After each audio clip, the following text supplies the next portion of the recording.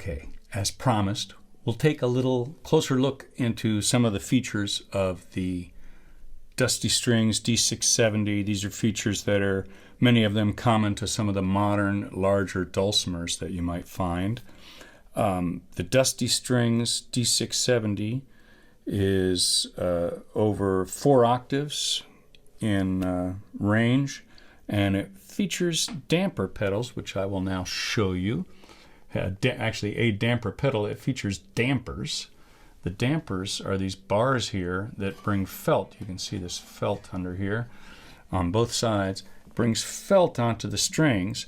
There's a couple chords here that activate that pedal you're seeing at the bottom of the screen.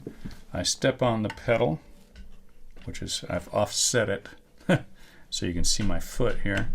I step on that pedal, and now I'll move it over a little bit so I can get at it properly. I step on the pedal and it moves these dampers onto the strings. Without the dampers, you get the sustain, that beautiful shimmer that people associate with the dulcimer. With the dampers, you get the felt on the string, and it slows that sustain down. It's very useful with the larger instruments, especially because when you get to these lower strings, the resonance really builds up.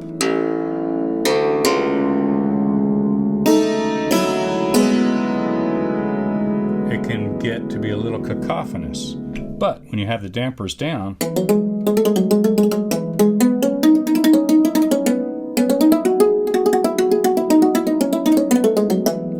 you can get a more distinct and clear tone, especially on the low range. You can also play backup parts when someone else is playing a melody. You might want to just thump away down at the bottom.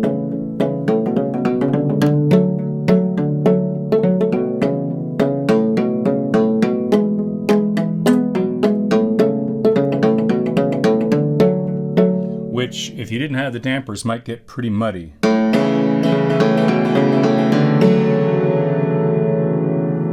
With all those thicker strings, it creates a little bit of mud.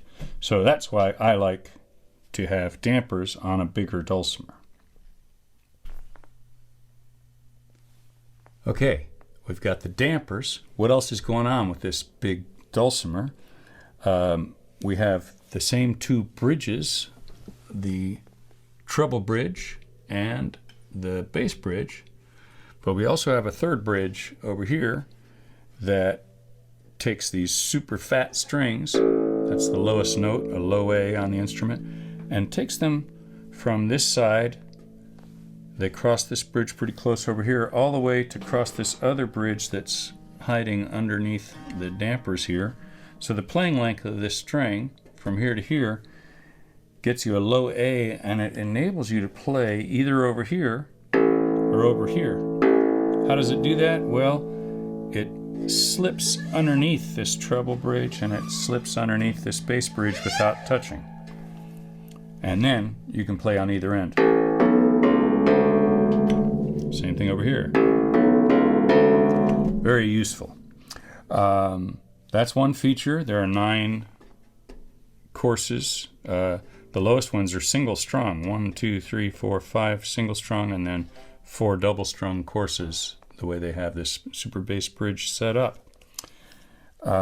It's really fun feature on the dulcimer. So we got the dampers, we got the super bass, we have a series of key areas, as previously mentioned, marked by the white bridge caps. Key of C up here, stepping down to the key of G, stepping down to the key of D, the key of A, and the key of E major.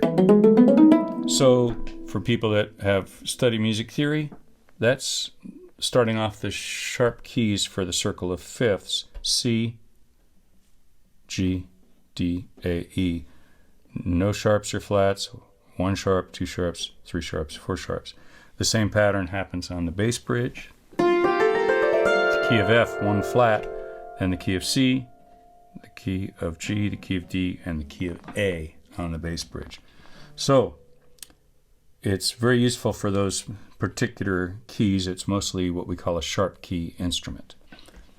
And I'm going to take a hold of the camera in a moment here and show you a couple other fun features of the D670 by a little handheld camera, which will be thrilling for us all, I'm sure. Okay, hang on to your hats. We're coming in with the handheld camera.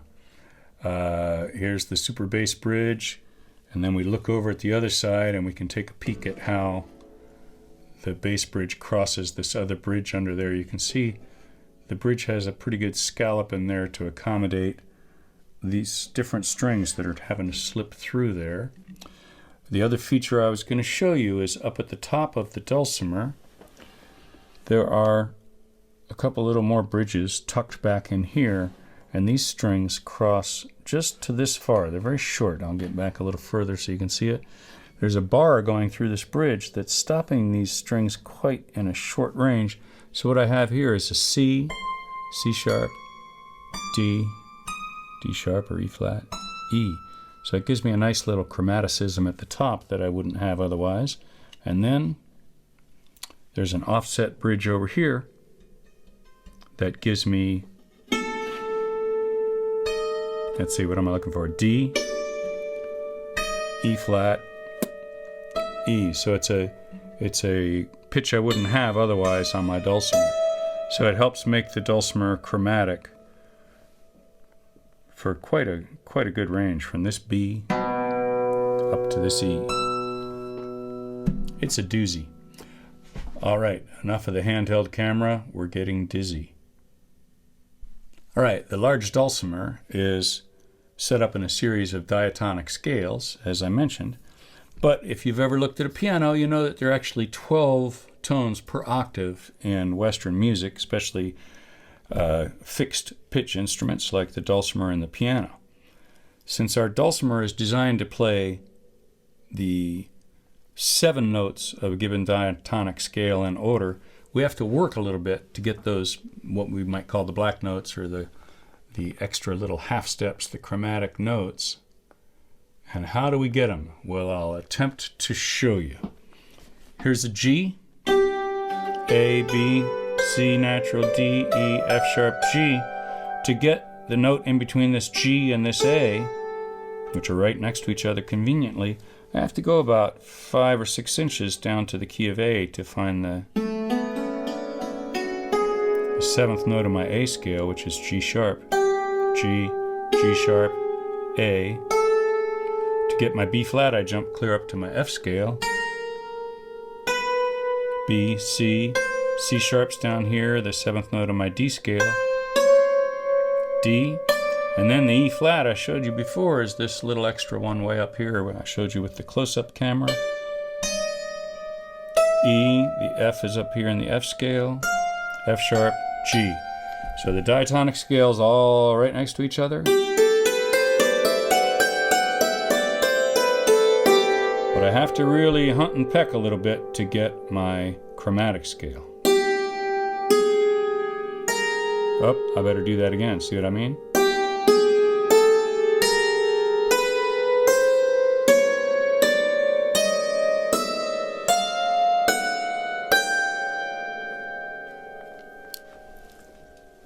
Now, first couple of years I was playing, I was going, whoa, that's a lot of hunt and peck. Then I discovered another pattern which is kind of cool on the dulcimer, which is that you can get chromatics once you realize that each white note has a half step below it. You come upon an interesting pattern, whereas if you start here, for instance, on the bass bridge and play half steps black to white, come downward to the left, you can get your next one. Come downward to your left, you get your next one, then you jump clear up here to this next white marker.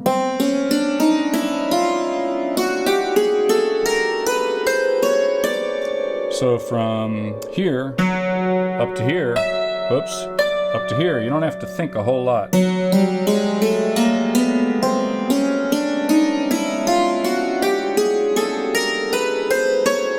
To play a chromatic scale, it's kind of fun. And then previously mentioned, The top end of the instrument has them all arranged very nicely for us.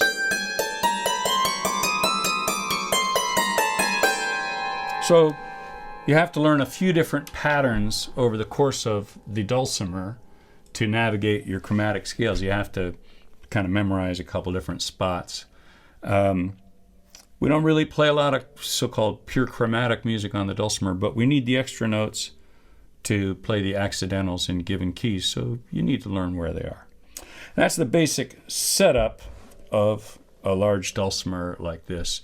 Every builder does a few things differently. They might arrange where the chromatic extras are, like that E flat at the top and the little side bridges at the top. The bass bridge might be arranged differently, the super bass. But they're all somewhat similar and have similar advantages to the smaller Dulcimer. So there you go, the large D670 from Dusty Strings. And please take a little time and take a look at the ArtMax Academy website. You'll see various wonderful teachers of music and other artistic disciplines. So enjoy.